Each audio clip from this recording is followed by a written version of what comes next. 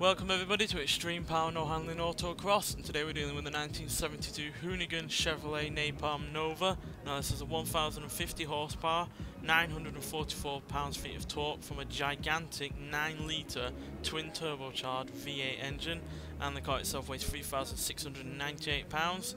It's got rear wheel drive and it can do 0 to 60 in 4.222 seconds, 0 to 109.056 seconds, going over to a top speed of 242 miles an hour. So yeah, even though this car is upgraded from a standard Chevrolet Nova, it's still not below the 7.0 handling criteria that I have set for this series. So yeah, this has probably the best chance out of any car that we've had on the series for the last few weeks of beating that Dodge Hemi Superstock at 58 seconds, 0.258. So yeah, plenty of power. It does weigh a fair bit, but it's got all that power, like I said, and it's got also handling upgrades that have been added to the car, but I have not added any additional ones, so hopefully they will help keep the car in check. But even standard, with the standard upgrades that this car had in the car pack, it wasn't the best handling car anyway. So yeah, it's dealing with a lot more power than it had originally, and it only about 475 I think, so it's more than twice. So we're still asking a lot from this vehicle, so let's see what it can do. So yeah, still asking a lot from the vehicle with all the extra power, and it's, like I said, even stock was by no means a perfect handling car. It surprised me by how big you can upgrade the engine to as well. It's easily the biggest V8 on the game. Upgrade it.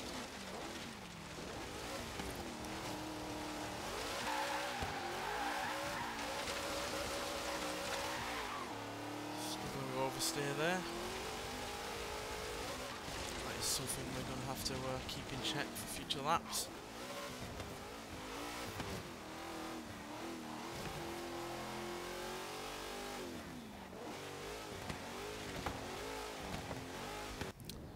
Well, I missed that then when I was coming into the angle of that corner. It's annoying. At least it's only the first lap. It's all initially about understanding the car, seeing what it can and can't do. One thing that does annoy me about this car is that the exhaust pop comes out the back when the exhausts are actually out the side. A bit of a glitch there. But that is a solid first lap time. It's easily one of the best first lap times we've had at 59.660 seconds. We can improve upon that though, now we know what the kind of handling characteristics that this car has.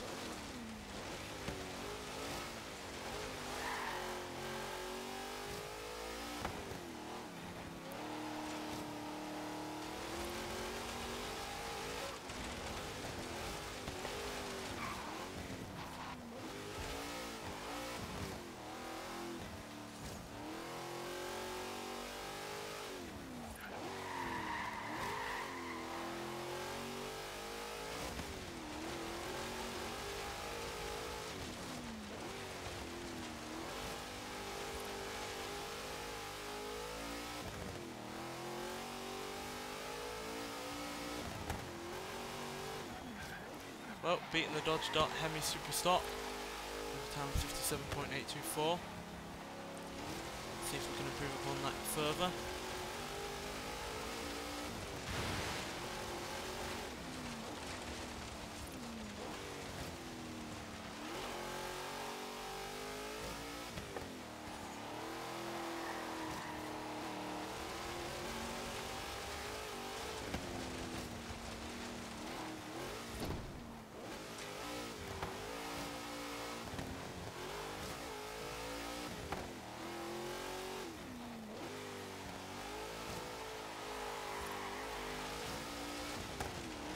Feel the effects of the modifications that the car has had from what a standard Nova would have been. Like I said, I've added no additional upgrades to the car. This is just what the car came with in the car pack. So yeah, improved again at 57.491.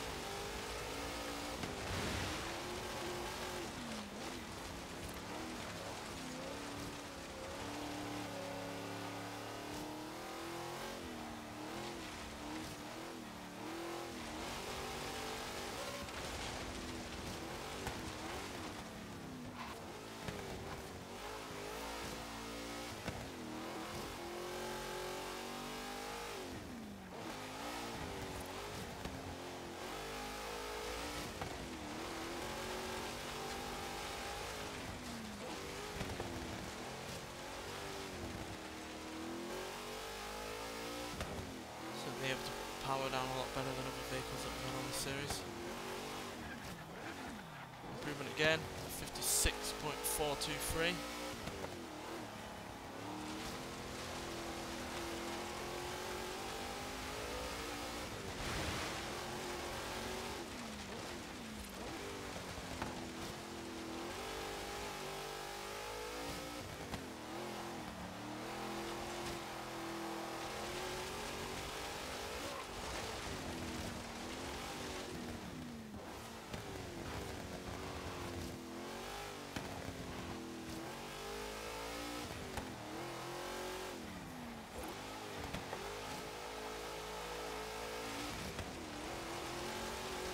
Not even got the best acceleration of a car in this series, but it's just able to put that power down in a far better way than other vehicles.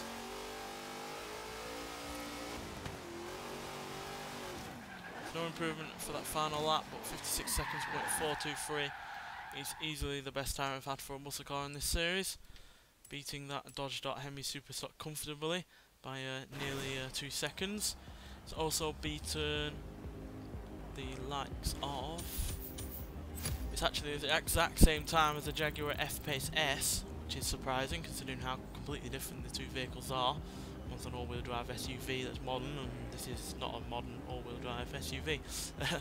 But yeah, it's also beaten the Lancia Delta HF Integrale, the Caterham Superlight R500, the Jaguar XES, the Cadillac ATS V, the Ford Escort RS Cosworth, Subaru Legacy RS, Lancia Delta S4, and the Audi S1, as well as that Dodge Hemi Superstock. So yeah, it's beaten plenty of cars that are more modern than it, beaten plenty of cars that are all-wheel drive, and to be able to match a modern SUV, which will be all-wheel drive as well, and you know, all the modern accompaniments, is pretty good as well. And it's only just behind the Jeep Wrangler Rubicon, the Cadillac CTS V Sedan, and the Subaru WRX STI. So yeah, thoroughly impressed by that. Now obviously it does have handling upgrades in terms of the modifications that were put into the car, but as you can see, it's certainly not giving it a massive edge over every other car, because you know, it's still way behind the top spots of this leaderboard on this series. But they certainly helped. The brakes were really good, the traction was really good, but it did have some oversteer issues when